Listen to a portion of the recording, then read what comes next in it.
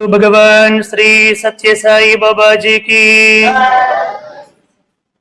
స్వామివారి దివ్య అనుగ్రహంతో ఈ రోజు నుంచి 7 రోజుల పాటు శ్రీ సత్యసాయి అవతార వైభవాన్ని చెప్పే భాగ్యాన్ని సత్యసాయి పరమాత్ముడు నాకు ప్రసాదించారు. స్వామివారి చరిత్రని చెప్పాలంటే సాయి భక్తులుగా మనకి చాలా పరమానందముగా ఉంటుంది. స్వామివారి చరిత్రని స్వామి స్వయంగా చెప్పారు. సముద్రం మొత్తాన్ని కూడా సిరాగా చేసి, భూమి మొత్తాన్ని కూడా కాగితంగా తయారు చేసి, సాక్షాత్తు సరస్వతీదేవి వచ్చి కూర్చొని వ్రాసినప్పటికీ నా లీలలు పూర్తి కావు అని చెప్పారు సత్యసాయి పరమాత్ముడు.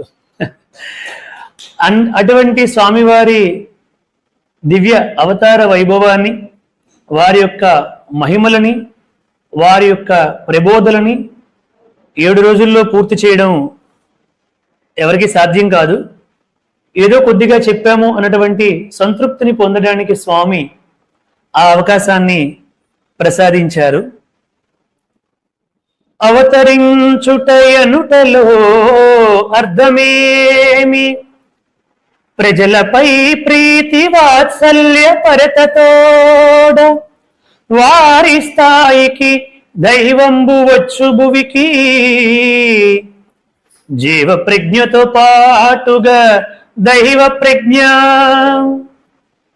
అవతారము అని చెప్పంటే మత్స్య, కూర్మ, వరాహ, నరసింహ, వామన, పరశురామ, రామ, కృష్ణ, శ్రీ వెంకటేశ్వర, షిరిడి సాయి, సత్యసాయి, ఇలా ఎన్నో అవతారాలు వచ్చేయి, వస్తూనే ఉంటాయి. యదా యదా హి ధర్మస్య గ్లానిర్భవతి భారత అభ్యుత్థానమధర్మస్య తదాత్మానం సృజామ్యహం పరిత్రాణాయ సాధూనాం వినాశాయ చ దుష్కృతాం ధర్మ సంస్థాపనార్థాయ సంభవామి యుగే యుగే అన్నాడు గీతాచార్యుడు. అంటే ఎప్పుడు అవసరమైతే అప్పుడు వస్తానన్నాడు.